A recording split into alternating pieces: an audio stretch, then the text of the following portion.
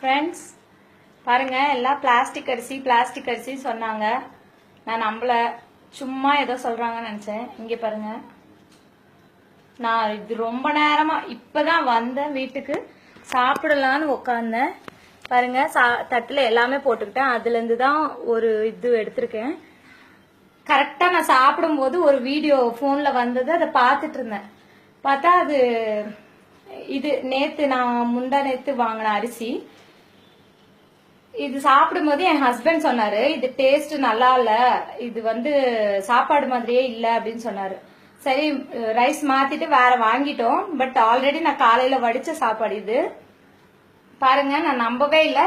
இது என்னதான் எவ்வளவு நேரமா நான் இதை பிசைறேன், இது என் கையில ஒட்டவே இல்லை. உண்மையான அரிசி இப்படி எல்லாம் இருக்காது.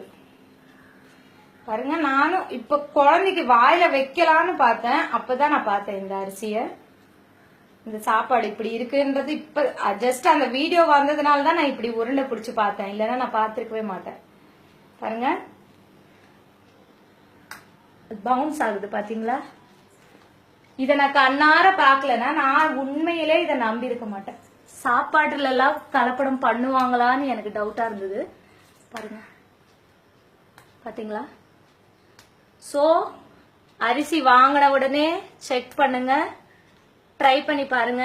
கையில இப்படி ஒட்டல, ஏதாவது ஃபங்க்ஷன் போனா கூட சாப்பாடை பிசைஞ்சு பாருங்க, கையில ஒட்டுதான்னு பாருங்க. அப்படி ஒட்டலைன்னா தயவு செய்து அதை சாப்பிடாதீங்க, குழந்தைங்களுக்கு கொடுக்காதீங்க. 2 டேஸா நான் தெரியாம இந்த சாப்பாடு தான் என் குழந்தைங்களுக்கு கொடுத்துருக்கேன். இதனால என்ன விளைவுகள் வரும்னு எனக்கு தெரியல, பயமா இருக்கு. ஸோ ப்ளீஸ் இதை ஷேர் பண்ணுங்க எல்லாருக்கும்.